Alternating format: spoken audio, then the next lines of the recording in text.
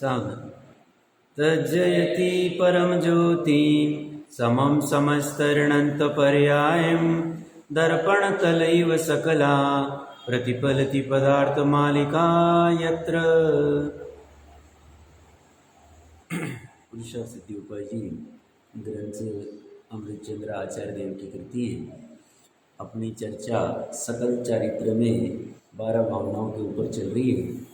12 भावनाओं का चिंतन मुनिराज करके अपने वैराग्य को बढ़ाते हैं, निर्मलता प्रकट करते हैं और शुद्धोपयोग में स्थित होने के लिए बड़ी कार्यकारी है। परंपरा से ही शुद्धोपयोग के कारण कहे गए।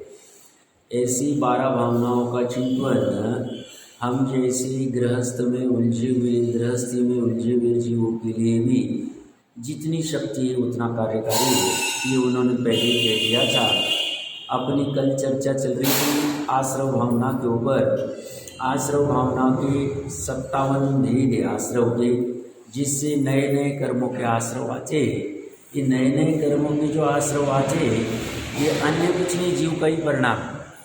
भूल बड़ी छोटी सी है, बस समझ में आ जावे और उस भूल का अभाव कर देवे तो बड़ा सरल काम है। भूल क्या है?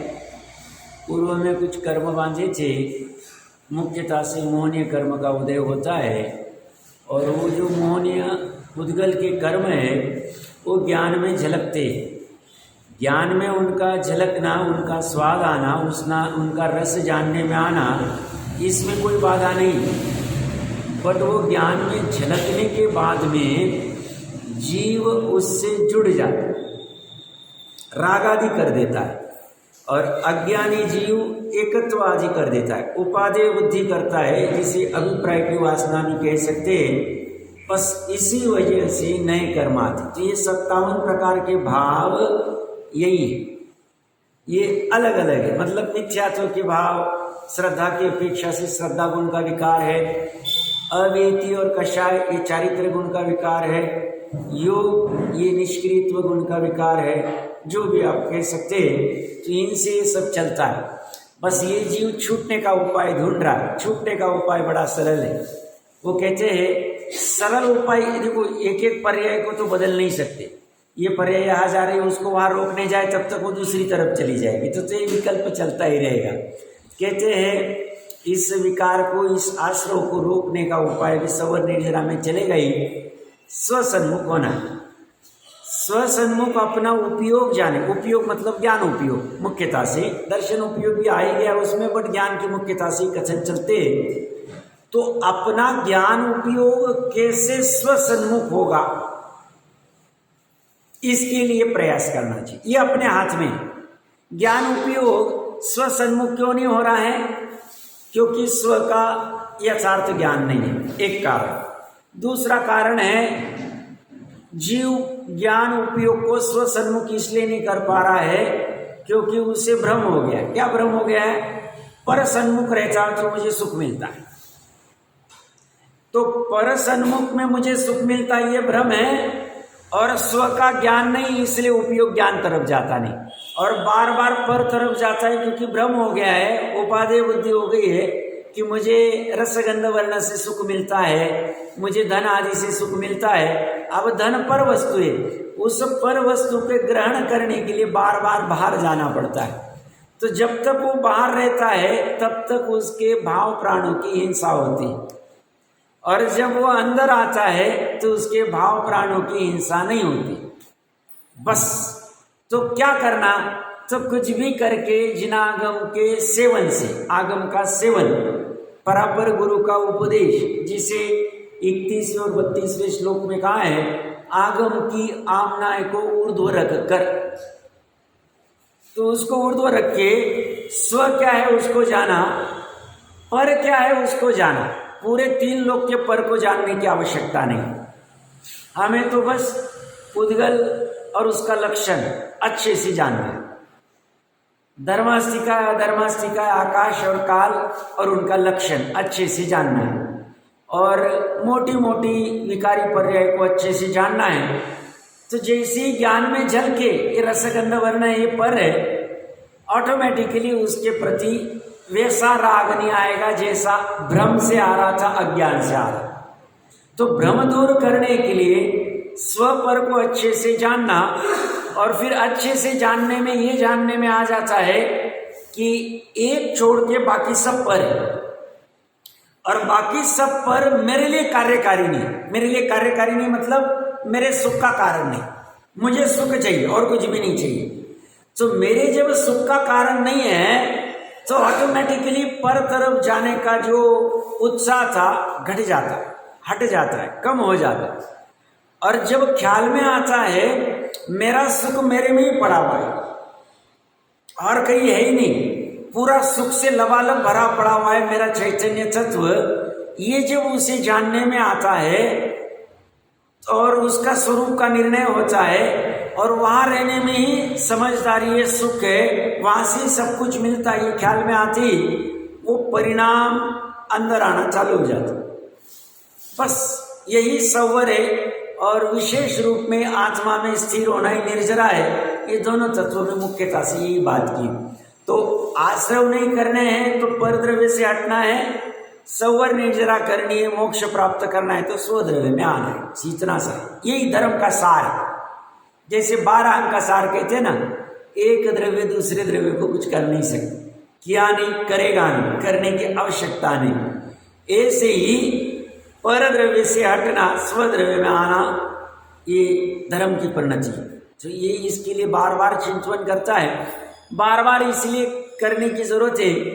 अनादि के संस्कार पर तरफ जाने, हमने 1 मिनट सोच लिया अभी हम पर में नहीं जाएंगे, स्व में ही जाएंगे, ऐसा होता नहीं। जैसे बहुत बार हमको भी फील होता होगा, घर में हमें घर के सदस्य के ऊपर क्रोध नहीं करना है, उनको कुछ मतलब कठिन शब्द नहीं बोलना है, उनको डांटना नहीं, ऐसा हमें कभी कभी लगता है। परंतु अभी लगता है, बट आधे घंटे बाद, 1 घंटे बाद वापस परिणाम बदल जाते, स्थिरता रहती नहीं, फिर कुछ प्रसंग बनता है, फिर चालू हो जाता है। तो ये तो बार बार उस उपयोग को खींचना पड़ेगा। ये कब तक करना? जब तक वो उपयोग खींच के मर्यादा में आके स्वभाव तरफ नहीं चला जाता, तब तक करना है। और मुनिराज इसीलिए एकांत में चले जाते ताकि ये अनावश्यक वाली नगर ग्राम वाली किच किच पिच पिच, हमें तो सिर्फ एक भोजन चाहिए, हमें वस्त्र नहीं चाहिए, घर नहीं चाहिए, सोफा नहीं चाहिए, एसी नहीं चाहिए, कूलर नहीं चाहिए, कुछ चाहिए नहीं।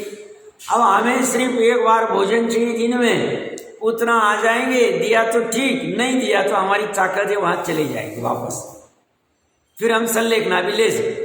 और फिर एकांत में क्या करते हैं, उपयोग कैसे स्वभाव सन्मुख आएगा इसका प्रयास करते। प्रकरण कहां से चल रहा है? सकल चारित्र का वर्णन चल रहा है, सिर्फ बार बार ऐसे ही करते रहे। और इसमें उनको थकान नहीं आती। क्यों नहीं आती है? क्योंकि उनको ये काम अपना लगता है, इससे मुझे सुख मिलेगा ऐसा निर्णय हो गया, इससे मेरा मोक्ष होगा ऐसा निर्णय हो गया, इसीलिए समझदारी से काम कर लेते। बस इतनी सी बात है। हमें भी ये समझ में आ जाए तो हमारे 2-4 भाव से ज्यादा भाव होंगे नहीं संसार में, और नहीं समझ में आए तो अनंत काल में घूम सकते। तो हमारे ऊपर डिपेंड, हमारे समझ में कहाँ आएगा? हमारी ज्ञान के पर्याय में आएगा। ज्ञान के पर्याय नहीं जानना, काम हो गया। काम कठिन नहीं है, ये काम इतना सरल है। ये समझ में आने के लिए फिर ये सब अनुष्ठान खड़े किए, देव पूजा, गुरुपास्ती, सब सब सब सब आहार दान, औषधि दान, व्रत, ये आज ये रस का त्याग, कल वो रस का त्याग, आज उपवास करना, आज ये करना है, कुछ भी करके उसके उपयोग को थोड़ा ढीला कर, बस इसके नहीं किया। बाकी ये काम तो बड़ा सरल, निश्चय वाला काम बड़ा सरल। तो आइए सवर भावना में क्या चर्चा करते हो। 162 पेज है, 205 नंबर का श्लोक है, उसमें 8वीं सवर भावना है। स्वसन्मुक्ता रूप शुद्धि के द्वारा ही, और अन्य किसी से सवर होती नहीं। जब तक हम अपने स्वसन्मुख नहीं होंगे, स्वसन्मुख कौन होगा? अपनी श्रद्धा ज्ञान चारित्र की पर्याय। तो स्वसन्मुक्ता रूप शुद्धि के द्वारा, स्वसन्मुख होती तो शुद्धता, पर सन्मुख होते तो अशुद्धता है। पर सन्मुख मतलब धन के सन्मुख, शरीर के सन्मुख, मित्र के सन्मुख, पुत्र के सन्मुख, घर के सन्मुख, ये अशुद्धता। अब ये हटेगी नहीं, पर श्रद्धा में, ज्ञान में रहेगा, अरे ये मेरे लिए दुखकारी, मुझे इससे हटना है। स्वसन्मुखता ही शुद्धता रूप है, उसकी वह शुद्धि। पर सन्मुखता अशुद्धता है, दुख का कारण है, कर्म बंधन का कारण है। तो स्वसन्मुखता रूप शुद्धि के द्वारा ही कर्मों के आगमन को रोकना ही संवर है। कर्म आए नहीं, कौन से कर्म? मुख्यतः से द्रव्य कर्म निमित्त रूप से, और उपादान रूप से भाव कर्म। भाव कर्म किसे कहते हैं? जीव के राग द्वेष के भाव। और द्रव्य कर्म किसे कहते हैं? जो उद्गल से ज्ञानावरणीय दर्शनावरणीय की प्रकृतियां बनी, वो द्रव्य कर्म। नौ कर्म तो नाम कर्म आदि से आता है, उसको अभी हम नहीं ले रहे। तो निमित्त रूप में वो द्रव्य कर्म नहीं आना चाहिए, उपादान रूप से मेरे राग द्वेष के भाव नहीं आने चाहिए। मेरे राग द्वेष के भाव नहीं आएंगे, कब नहीं आएंगे? जब मैं स्वसन्मुख हूं। तो कर्मों के आगमन को रोकना ही संवर है। यह संवर ही संसार से छुड़ाने वाला है। ही लगाया मतलब, और किसी ने छुड़ाया नहीं। संवर और निर्जरा से ही यह जीव छूटा है। ये भाव संवर आदि की जो चर्चा है ना, कहीं मिलेगी नहीं। संवर किसे कहते? 363 मत में कर्म व्यवस्था ही नहीं। जब कर्म व्यवस्था नहीं तो कर्म का आश्रव, कर्म का बंध, कर्म का संवर, कर्म की निर्जरा, कर्म का मोक्ष है ही नहीं। इनके 16 तत्व पढ़ लो, 25 तत्व पढ़ लो, किसी के 9 तत्व, अलग अलग तत्व है, कहीं नहीं मिले। और ये मेन है, क्योंकि 7 तत्व में 5 तत्व जो है कर्म के मिश्र सी। कर्म का आना आश्रव है, कर्म का रुका रहना बंध है, कर्म का नहीं आना संवर है, कर्म जो बंधे हुए थे उनका छूट जाना निर्जरा है, और कर्म का अत्यंतिक क्षय होना निर्जरा है। तो ये तो उसी के आधार से, इसलिए कर्म व्यवस्था समझनी जरूरी, समझना। तो जिनको भी संसार से छूटना है, उन्होंने ये इसलिए 7 तत्व समझ लेने चाहिए, उससे छूट जाता, आराम से छूट जाता। तो ये क्या कह रहे? किसी को लगेगा सब आश्रव भावना, संवर भावना, निर्जरा भावना है, और आगे धर्म भावना आदि में मोक्ष आदि आ जाएगा, क्योंकि वस्तु का स्वरूप ही धर्म है, वस्तु का स्वरूप धर्म आ जाएगा तो मोक्ष आ जाएगा। तो जीव अजीव तत्व आ गया, एकत्व अन्यत्व में आ गया। जीव तत्व मतलब एकत्व तत्व, अजीव तत्व मतलब अन्यत्व तत्व। आश्रव आ गया, संवर आ गए, निर्जरा आ गई, मोक्ष आ गया। मोक्ष मतलब धर्म भावना। तो बंध भावना क्यों नहीं ली? तो बंध भावना जब कर्म आ ही नहीं रहे, आश्रव ही नहीं हो रहे, तो बंधेंगे नहीं, तो वहां आश्रव तत्व में गर्भित हो गए। और जो बंधे हुए कर्म हैं उनकी निर्जरा हो जाएगी तो रहेंगे नहीं। तो आश्रव और निर्जरा तत्व में बंध तत्व आ गए तरकीब से, इसलिए 7 तत्व 12 भावना में तरकीब से आ गए। बस हमें देखते आना चाहिए। तो यह क्या कह रहे हैं? यह संवर ही संसार से छुड़ाने वाला और मोक्ष ले जाने वाला है। 5 महाव्रत, 5 समिति, 3 गुप्ति, 10 धर्म, 12 भावना, 22 परिचय, 5 प्रकार का चारित्र, यह सभी संवर के कारण है। अब कोई कहेगा सब 5 महाव्रत तो शुभ भाव है, मुझे 5 समिति के भाव तो ईर्या समिति आदि पूर्वक चलना भी शुभ भाव है। ये 10 प्रकार के धर्म, 12 भावनाओं का चिंतन करना, अपना अनित्य आदि भावना का, तो ये तो शुभ भाव है। शुभ भाव को संवर का कारण कैसे कहा? तो आगे तो अमृत क्षेत्र देव खोलने वाले 212-13 आदि श्लोक में शुभ भाव के साथ में जो स्वभाव की स्थिरता है, स्वसन्मुखता है, वह संवर का कारण है। बट इसे कहने की परिभाषा, अपेक्षा, कोई प्रॉब्लम नहीं। तो हमें भी शक्ति प्रमाण, ये 5 क्या बोलते हैं, समिति, गुप्ति, ये तो उतना उनके जैसा पाल नहीं सकते, बट जितना हम हिंसा आदि कम कर सकते पालना चाहिए, क्योंकि यह भी किसी अपेक्षा से संवर का कारण का है, किसी अपेक्षा से स्वसन्मुखता के साथ वाला। सभी प्राणियों को इन सर्व कारणों को धारण करके संवर की प्राप्ति करना चाहिए। ये महत्वपूर्ण क्या है?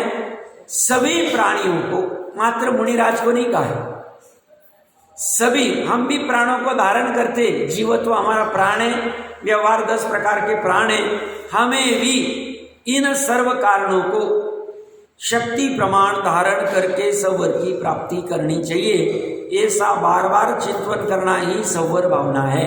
तो संवर भावना में इसी निरंतर उनकी चिंतन की प्रक्रिया चलती है। अभी इसके बाद में निर्जरा भावना है।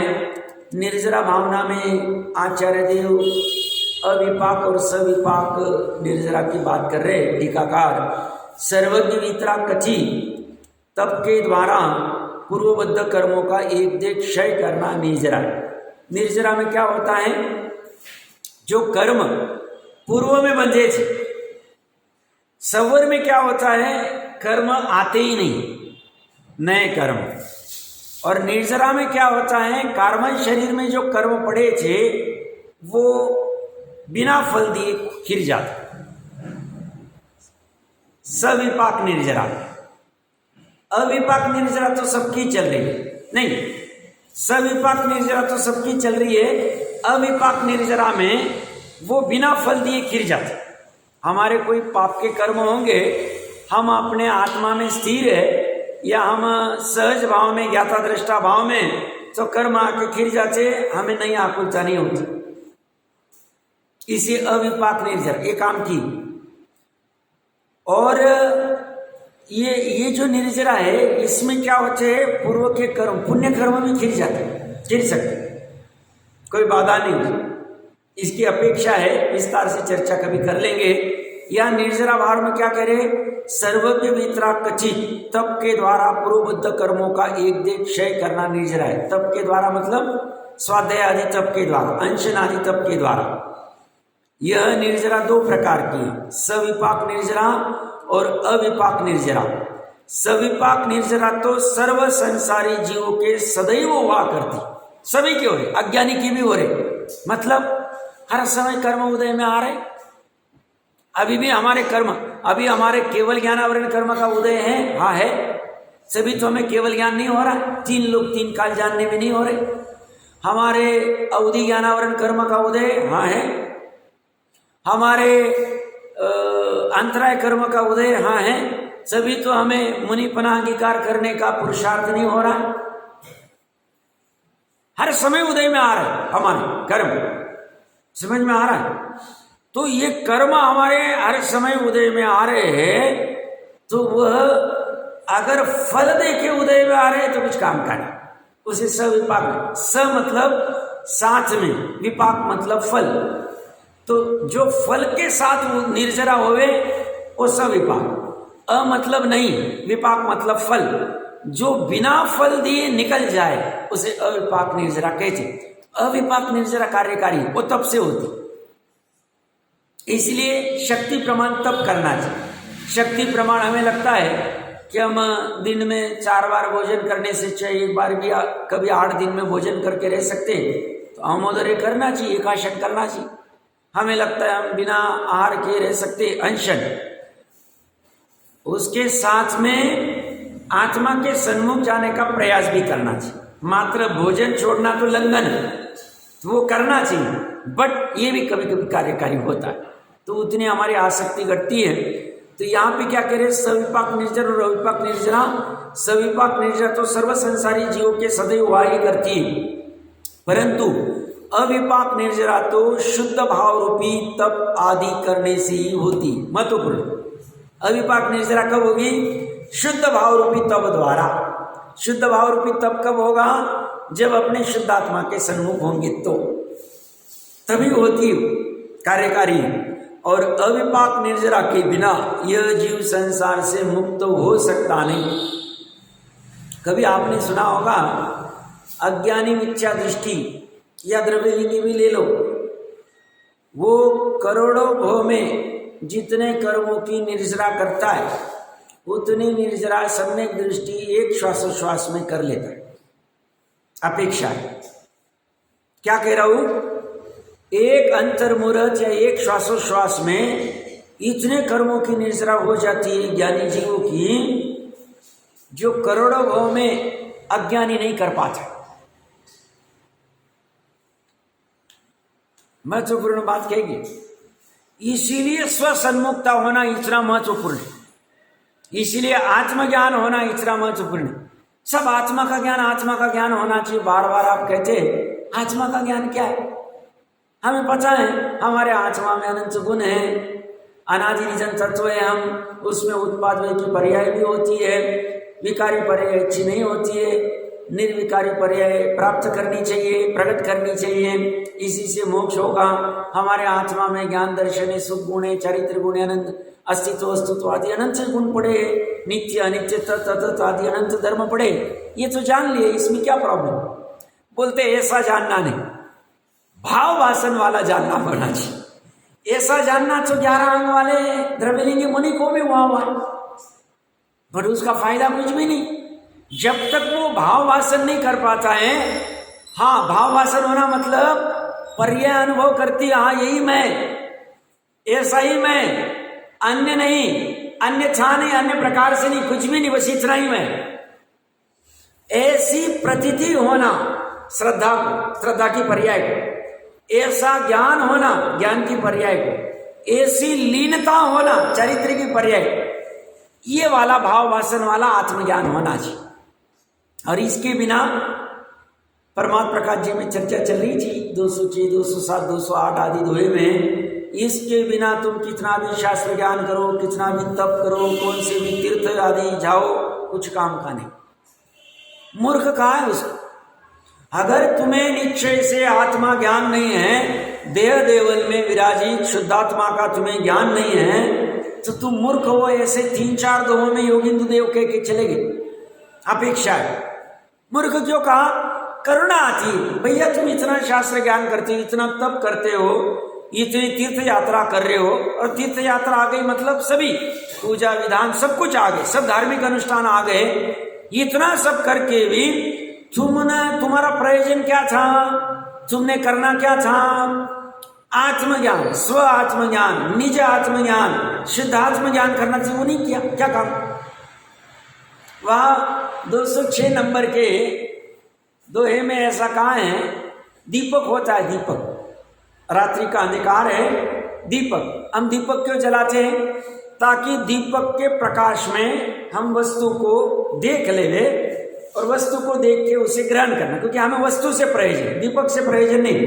बट हमने दीपक को क्यों जलाया? दीपक जलाए बिना वस्तु जानने में आएगी नहीं, और वस्तु जाने बिना ग्रहण कर सकती नहीं, हमें वस्तु से प्रयोजन। इसी ज्ञानी जीव कहते हैं वो वस्तु मतलब शुद्ध आत्मा, अपनी आत्मवस्तु, निज आत्मवस्तु, और शास्त्र मतलब दीपक। तो शास्त्र के प्रकाश में, दीपक के प्रकाश में, शास्त्र ये द्रव्य स्रोत है, उसके प्रकाश में तुम शुद्ध आत्मा को जान लो, जान के ग्रहण कर लो। ग्रहण कौन करेगा? अपनी परी। हमें ही जानना है, ज्ञान को ही जानना है और ज्ञान को ही ग्रहण करना है। बड़ा सरल काम है, पराधीनता नहीं, स्वाधीनता है। कठिन तो नहीं लग रहा है? प्रकरण तो सरल ही, अपनी बात चल रही। और कह रहे शास्त्र का ज्ञान तो कर लिया, बस उस शास्त्र के ज्ञान में वो अपनी वस्तु, वो अपना रत्न, वो रत्नाकर, वो अनंत गुणों का तुमने देखा नहीं, जाना नहीं, कुछ काम का नहीं, तुम बिना काम ये करना, कार्य करना। इसलिए मैं घर पे बहुत बार, हम क्यों निकले वहां से, पुनः से, क्या कर रहे हैं? बराबर फोकस होना चाहिए, फोकस। ये निरंतर अपने आप को देना, ये अच्छा है, ये टोक लगाना चाहिए। 208 नंबर दोहे में टीकाकार कहते हैं, अपना जो आत्मा है, वैसे तो वो सर्वज्ञ के आत्मा के लिए कह रहे हैं, उसमें क्योंकि वह महातीर्थ है, समोशरण में विराजित अनंत तीर्थंकर भगवान को महातीर्थ कहा है, क्योंकि तीर्थ किसे कहते हैं? जो तिराता है, और तीर्थंकर किसे कहते हैं? जो तीरने का मार्ग दिखाते, इसलिए उनको तीर्थंकर कहते हैं, उनकी परंपरा चलती। तो उनको वो कहाँ है सबसे महातीर्थ? तो महातीर्थ का आत्मा कैसे कहते हैं? तो कहते हैं ज्ञान दर्शन आदि अनंत गुणों का चंदन आदि वन समान है। अनंत गुण भरे पड़े, बस देखते आने थे, हमें देखते आने थे। थोड़े दिन पहले कहा था ना, अंधे कहीं के, जानने वाले को जानता नहीं, देखने वाले को देखता नहीं। ऐसे ज्ञान आदि अनंत गुण हमारे अंदर पड़े पर हम जान नहीं पा रहे, तो कुछ काम कर। मैं इतना प्रकरण क्यों ले रहा हूं? निर्जरा कब होगी अविपाक? जब तक शुद्ध भाव रूपी तप नहीं होगा तब तक निर्जरा कुछ काम की नहीं। इसीलिए खाते पीते, जैसे किसी की लड़की 27-28 साल की हो गई और उससे बड़ी चिंता है इसकी शादी का, अच्छा वर मिलना चाहिए, अच्छा वर प्राप्त हो जाए, सब निर्भर हो जाए, तो उसे खाते पीते उठते बैठते वही चिंता होती, कहाँ से वर ढूंढूं, किससे बात करूं, कहाँ कुछ मिलेगा, कहाँ कुछ मिलेगा। वो खा पी रहा है, बाहर में व्यापार आदि सब कर रहा है, बट वो चिंता लगी। बच्ची 26 साल की हो गई, 27 की हो गई, 28 की, सामान्य लोक व्यवहार में चलता है। ऐसी चिंता हमें अपने शुद्धात्मा के साथ शादी करने की होनी चाहिए। अपेक्षा समझना, शुद्धात्मा मतलब वर और अपनी पर्याय मतलब वधू, लड़की, उसका मिलन होना चाहिए। बार बार बार बार बार बार यही चलना चाहिए, गुटाई होनी चाहिए, तभी वो शुद्ध भाव प्रकट होगा। हमें उसकी चिंता ही नहीं, हमें चिंता धन की, व्यापार की, बच्चे की है, मित्र की है, घर की है, दुकान की है, गाड़ी की है। गाड़ी के कांच को किसने हाथ लगाया, कौन आ गया वहां पे, कौन खड़ा हो गया? अरे भैया वो चिंता करना भूमिका अनुसार होगी, ज्ञानियों को भी होती, पर उतना क्यों उलझना वहां? उपाधि चिंता किसकी होनी चाहिए? शुद्ध भाव की चिंता होनी चाहिए। अगर आत्मा स्मरण में नहीं आता है, स्मरण में कब आएगा? पहले पूर्व में जाना होगा तभी आएगा। स्मृति किसे कहते हैं? पूर्व का याद आ। अब वो आत्मा को जाना ही नहीं तो स्मरण में कैसे आएगा? तो बोलते आत्मा को स्मरण में आना चाहिए। शुद्ध भाव प्रकट करना बड़ा महत्वपूर्ण है। तो इसलिए क्या करे? शुद्ध निर्जरा तो, अविपाक निर्जरा तो शुद्ध भाव रूपी तप आदि करने से ही होती है, और अविपाक निर्जरा के बिना यह जीव संसार से मुक्त हो नहीं सकता है। और संसार से मुक्त नहीं होगा तो क्या होगा? संसार से मुक्त नहीं होगा तो दुख से मुक्त नहीं होगा, क्योंकि संसार और दुख एक ही चीज है। संसार मतलब क्या? जन्म मरण, क्षुधा तृषा, भूख मतलब शीत उष्ण, ये सब प्रकार के जितने भी रोग लगे ये सब संसार है। 18 प्रकार के दोष संसार है, जीव का प्रणव। तो जिसे दुख दूर करना है उसने अविपाक निर्जरा करनी। अविपाक निर्जरा शुद्ध भाव रूपी तप द्वारा होगी और किसी से होगी नहीं। अतः मोक्षार्थी जीवों को, मोक्षार्थी किसे कहते हैं? जो मुमुक्षु है, जिसे मोक्ष की इच्छा है, मम इच्छु। तो मोक्षार्थी जीवों को यह अविपाक निर्जरा अवश्य करना चाहिए। इस प्रकार बार बार चिंतन करना ही निर्जरा भावना कहलाती। 12 भावनाएं बहुत विस्तार से पढ़ी लिखी हुई, इन्होंने तो सारांश में दी, बट अपना काम हो जाए। यहां तक किसी को कोई प्रश्न है? ठीक है। अब इसके बाद में लोक भावना की चर्चा चली। लोक भावना और कुछ नहीं है, धर्म ध्यान के 4 वेद में संस्थान विषय धर्म ध्यान। संस्थान विषय धर्म ध्यान मैंने कभी कहा होगा, 3 लोक की कैसी रचना है, वो रचना आगम से पढ़ना। आगम में सत्य कहिए, आप कहेंगे कैसे हम माने इसको? सत्य कहा है आगम में, त्रिलोक सारजी आदि में कैसे माने? ज्ञानी जी कहते हैं जिन्होंने क्षेत्र में 7 तत्व सही कहे हैं, देवगुरु शास्त्र का स्वरूप सही कहा है, स्वपर का स्वरूप सही कहा है, आत्मा का स्वरूप सही कहा है, अपने स्व से ही अपना कल्याण और सुखी होंगे ऐसा कहा है, पराधीनता हटाई है हमारे अनादि की, वो यहां गलत क्यों कहे? जब ये सही है, इसका हमारा निर्णय हो गया तो ये सही है। भले हमें पता नहीं, अभी मेरू पर्वत हम देख नहीं पा रहे साक्षात इंद्रिय से, इंद्रिय से हम परमाणु को देख नहीं पाते, हम अभी इंद्रिय से पांडव आदि को देख नहीं पाएंगे, परंतु उन्होंने जो 3 लोक की व्यवस्था जैसी बताई है वैसा आगम से जान लेना और जान के उसका चिंतन करना। इसका फायदा क्या होगा? अब मान लो 10 मिनट तक हम 3 लोक का चिंतन कर रहे कि ऊर्ध्व लोक ऐसा है, अधो लोक ऐसा है, मध्य लोक ऐसा है, तरस नाड़ी ऐसी है, यह अपने खड़ा मनुष्य कमर के ऊपर हाथ रखे खड़ा है, आदि आदि रूप में सब चर्चा आती है। अभी करेंगे हम इसकी चर्चा। तो वो 10 मिनट तक जब हम विचार करते हैं उतने काल तक हमारी कषाय मंद रहती, तीव्र कषाय नहीं होती, हमें लोभ का भाव नहीं, क्योंकि ये चिंतन करते हो लोभ कुछ भी नहीं, बस हम जान रहे 16 स्वर्ग कैसे है, सर्वार सिद्धि आदि के 5 अनुत्तर आदि कैसे है, नीचे का नरक कैसा है, कैसे दुख है। उस समय में हमें वैराग्य आता है, राग बढ़ता नहीं, राग कम होता। तो राग कम करने का ये उपाय है, उतने साइंटिफिक। बट उसके लिए पहले उसको पढ़ना चाहिए, मोटा मोटा तो भी पढ़ना चाहिए। अब बहुत सारे विस्तार में पढ़ेंगे तो मैं भी इतना नहीं जानता, मतलब मैंने पढ़ा हुआ है बट याद नहीं रहती। अब हम स्थूल बुद्धि वाले पंचम काल के, बट मोटी मोटी रचना ख्याल में रही। हम 10 मिनट 5 मिनट 15 मिनट में उसका चिंतन कर पाए लोक भावना का, तो उतने काल तक हमारी कषाय कम हुई, उतने काल तक कर्म बंधन कम हुए, उदय में कमरूप आएंगे। उन भाव का निमित्त पाकर सत्ता में हमारे जो कर्म पड़े थे निमित्त नैमित्तिक संबंध से, उनका अपकर्षण आदि होता है पाप प्रकृतियों का। पाप प्रकृतियां पुण्य में हो जाती, सहज हो जाती, सहज हो जाती, होता है, मानना पड़े, इसके लिए किया जाता है। इसलिए मैं बार बार क्या कहता हूं, जैन धर्म साइंटिफिक धर्म, क्रियाकांड वाला नहीं। करेंगे हम, क्रियाएं करेंगे, देव पूजा ग्रुप शिक्षा आवश्यक 8 मूल गुण आदि सब करेंगे, पर उसके पीछे लॉजिक और सब कषाय घटाने के उपाय। 8 मूल गुण में कषाय घटाना है, मध्य मांस मधु का सेवन छूट गया, तीव्र कषाय कम होगी, उसके बिना होगी। 6 आवश्यक करते, देव पूजा ग्रुप आस्ती, हमारी कषाय घटे बिना वो भाव आते ही नहीं, आते ही नहीं। समझ में आ रहा है मैं क्या कह रहा हूं? तो ये सब साइंटिफिक। तो ये 3 लोक का भी हमें आगम से पढ़ लेना चाहिए। त्रिलोक सार जी में है, तिलोपन्नची जी में है 3 लोक की रचना, और उसमें कुछ कठिन है, कुछ प्रकरण अभी उसमें चलते, विरोध चलते, कौन ये कह रहा है, कौन ये कह रहा है। सामान्य जिसका सही होगा ठीक है, दोनों दिग्गज आचार्य दोनों ये है, किसने शपथ गाथा कुछ मिला है उसको गौन करना।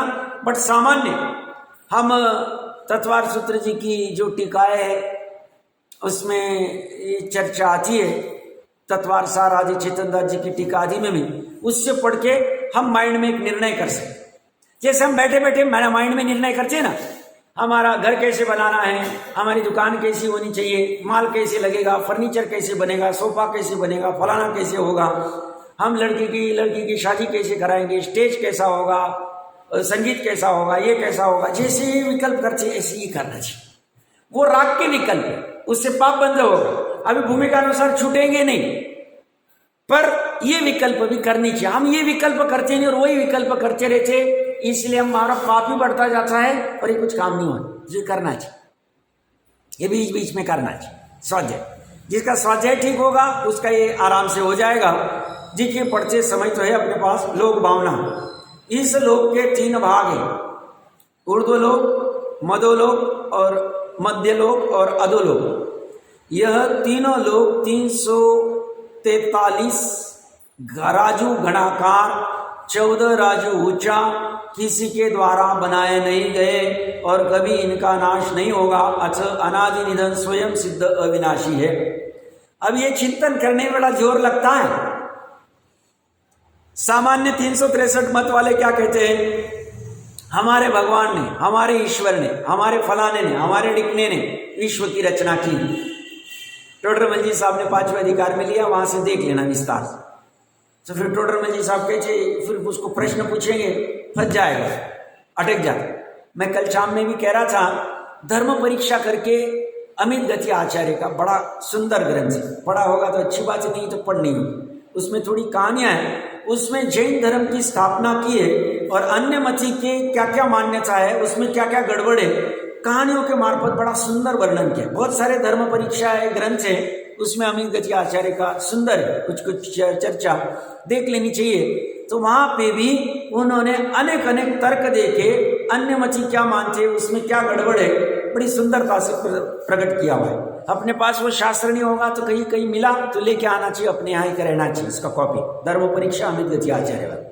मैं क्या कह रहा हूं, तो वहां पे ये क्या विचार करता है, हमारे इस 3 लोक को 343 घन रज्जु।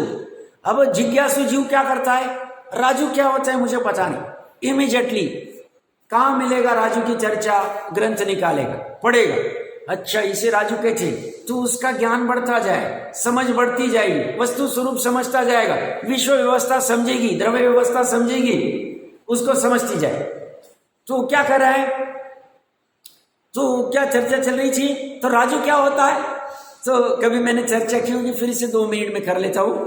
मध्य लोक, अपना जो मध्य लोक है, मध्य लोक एक राजू लंबा, एक राजू चौड़ा है, और ऊपर में 99,040 योजन, 1000 योजन नीचे मध्य लोक की रचना। क्यों, हमारा जो 1 लाख योजन का मेरू पर्वत है जम्बूद्वीप में, कुछ चीजें कठिन लगेंगी बट सुनना, चर्चा चलेगी देख लेंगे, मुझे जितना याद आता है।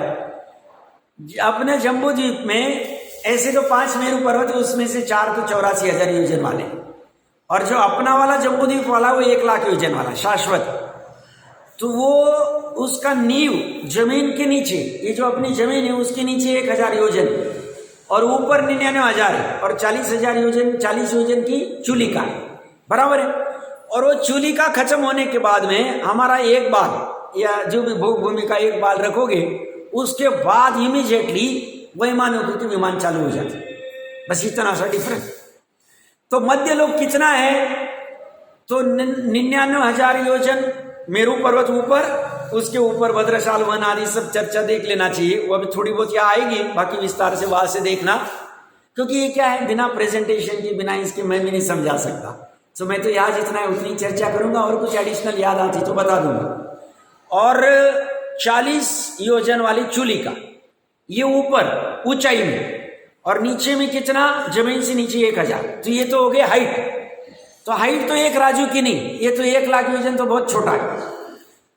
अब जो त्रस नाड़ी कहो या मध्य लोक को, 1 योजन लंबी 1 योजन चौड़ी, ऊंचाई नहीं कह रहा हूं, ऊंचाई तो 14 राजू, तो उतनी वो कितनी है, तो वो कहते हैं असंख्य द्वीप समुद्र इतने हैं उसमें।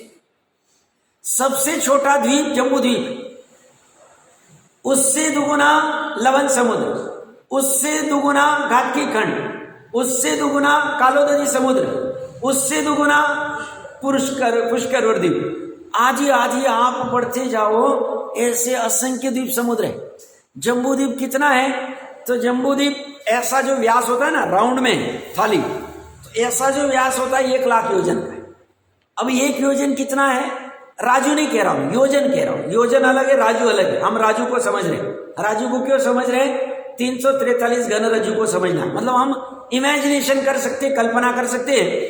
अब ये जो चर्चा चलती है, इतने समय में हमें दुकान का टेंशन चला गया, घर का टेंशन चला गया, मोटर न लाए होंगे, क्या हुआ होगा, सब टेंशन चला गया। उतने समय में हमारी कषाय घटी, ये कषाय घटाने का उपाय, तो इसमें भी इंटरेस्ट लेना चाहिए, समझ पूर्वक धीरे धीरे लेना चाहिए। अब प्रकरण कहां से चल रहा है, 1 लाख योजन कितना है, तो कहते 1 योजन में 5000 किलोमीटर, कोई 6000 कहते, मान लो 5000 मान लेते, जो भी हो बराबर। शाश्वत योजन 5000 योजन, कुछ गलत रहा तो बता देना, कभी हो सकती गलती। तो 5000 योजन मतलब एक शाश्वत योजन, ये शाश्वत है, जम्बूद्वीप आदि सब शाश्वत है। शाश्वत का 1 योजन 5000 किलोमीटर का, 5000 किलोमीटर कितना है, जम्मू कश्मीर से कन्याकुमारी 3500 4000 किलोमीटर है, तो 5000 किलोमीटर कितना होगा आप कल्पना कर सकते। अब 1 लाख को 5000 से गुना करेंगे तो 50 करोड़ किलोमीटर का जम्बूद्वीप है, सबसे छोटा द्वीप। उससे दुगुना 100 करोड़ किलोमीटर का लवण समुद्र है। अब आप इमेजिनेशन करते जाना। इसलिए जिनवानी पढ़ते हैं ना, हमारी दृष्टि विस्तृत होती, संकुचित नहीं रहे। हम 1000 स्क्वायर फीट का प्लॉट खरीदते तो कहते भैया हमारे इतना प्लॉट है, हमारी इतनी प्रॉपर्टी है। भैया दुनिया कितनी बड़ी है तुम समझो। 50 करोड़ के किलोमीटर के वो उसका व्यास है, वो जम्बूद्वीप है, उसकी परिधि आदि तो बहुत सारी होगी, अब उसमें नहीं जा रहा हूं मैं, टेक्निकल ज्यादा, मेरा मैथ्स भी बहुत अच्छा नहीं है। तो वो आप 1000 स्क्वायर फीट में खुश होते हो, सब हमारा 3 BHK घर है, 1500 स्क्वायर फीट का है, 2 करोड़ रुपए उसकी प्राइस। क्या करेगा तू? खाएगा उसको? क्या करेगा तू? कुछ भी नहीं उसके सामने। तो ये 1 लाख योजन का मतलब 50 करोड़ किलोमीटर, 100 करोड़ किलोमीटर आप करते जाओ। ऐसे कितने हैं? असंख्य द्वीप समुद्र, असंख्य। असंख्य किसे कहते हैं? 46 अंक प्रमाण से ज्यादा, कोई और भी ज्यादा कहते हैं अपन 46 अंक। 46 अंक मतलब 100 ये 3 अंक, 1000 ये 4 अंक, ऐसे 46 अंक से भी ज्यादा द्वीप समुद्र, इतनी संख्या वाले द्वीप समुद्र एक राज्य में है। शलाका त्रय निष्ठापन, ये गणित आता है, गोमट सार जी में है, टोडरमल जी साहब ने टीका में लिखी। हम महिमा आती अपने, हमारे को बाहर के साइंस की, कंप्यूटर की, मोबाइल की, आर्टिफिशियल इंटेलिजेंस की, रोबोट की महिमा आती है। ज्ञानी कहते हैं अपना आगम पढ़ो, हम वहां महिमा है हमारे धर्म। और मैंने कभी कहा था ये जो आर्टिफिशियल इंटेलिजेंस और इसके पहले जो बाइनरी से जो पूरे सॉफ्टवेयर के लैंग्वेज बनते थे, ये सब जैन धर्म की देन है। सप्तभंगी से ये सब आर्टिफिशियल इंटेलिजेंस बनाए, ऐसा मैं नहीं कह रहा हूं। अन्य मती बहुत बड़ा प्रोफेसर है दिल्ली में, जिसके बहुत बड़े कलेक्टर आदि के एग्जाम के क्लासेस चलते हैं, उसने कहा आर्टिफिशियल इंटेलिजेंस का बेस जैन धर्म है। जैन धर्म के सप्तभंगी से ये लेके बनाए। तो सब कोई कहेगा सब जैनियों ने क्यों नहीं बनाए पहले ऐसे? जैनियों को पता थे ये सब दुखकारी, सुख के कारण नहीं, दुख के, इसलिए जैनियों ने अपना उपयोग वहां नहीं लगाया। आत्मा सुखकारी, इसलिए आत्मा में उपयोग लगा, वहां छोड़ दिया। खाने पीने की जितनी व्यवस्था होती थी 80-80 कृषि उतनी सिखाई, उसमें काम चल गया। क्यों? आर्टिफिशियल इंटेलिजेंस से कितने ही इंजीनियरों के जॉब जा रहे, ज्यादा कहने की जरूरत, सबको पता है। मैं क्यों कह रहा हूं ऐसे संशोधन हम क्यों करें जहां आदमी, वो मशीन आदमी को मार दे, उसके खाने पीने की व्यवस्था ना हो। अब पाप के उदय में तो ये सब होने वाला। अब मेरे प्रकरण पे आता हूं, कहां से प्रकरण है? तो शलाका त्रय निष्ठापन में वो सब 3 कुंडे, सॉरी कुंडा शब्द याद नहीं आ रहा था, 3 कुंडे बना थे, उसमें एक एक वो राई के दाने के सामान सब डालते जाते, एक द्वीप गया, एक समुद्र गया, ऐसे वो तीनों जब भरेंगे पूरे लबालब, उतने असंख्य द्वीप समुद्र है एक राज्य में। आज हमने क्या चर्चा की? आज का समय तो आ रहा है अपना, आज चर्चा बस एक राज्य। अब ये एक राज्य क्या है? सिर्फ लंबा और चौड़ा है, ऊंचा नहीं, घन नहीं, सिर्फ लंबा चौड़ा इतना बड़ा है। तो आप कल्पना करो ऊंचा भी हो जाए, लंबाई, चौड़ाई, ऊंचाई, ऐसे घन होता है ना, क्यूब घन होता है ना, घन तो पता ही होगा, वो क्यूब आपने देखा ही होगा, वो सब खेलते हैं बच्चे। तो वैसा घन 343 घन रज्जु, इतना पूरा 3 लोग है, बहुत बड़ा है। हम उसमें कुछ भी नहीं है, हमारे पास कुछ भी धन नहीं है, कुछ भी प्रॉपर्टी नहीं है, कुछ भी ऐश्वर्य नहीं है। ये सब समझ के शांति रखना, पुण्य के उदय से जितना है उतना ठीक है, उसमें संतोष धारण करना, और जितना भोगने के बाद भोगना, नहीं भोगना है तो छोड़ के अपना आत्मा कल्याण करना, तत्व निर्णय करना, इसी में समझदारी है। तो लोक भावना में आज हमने राजू का देखा, फिर 3 लोग की थोड़ी चर्चा है, उसको भी सहज में समझ लेंगे हम, और भी विशेष कुछ रहेगा देखते हैं।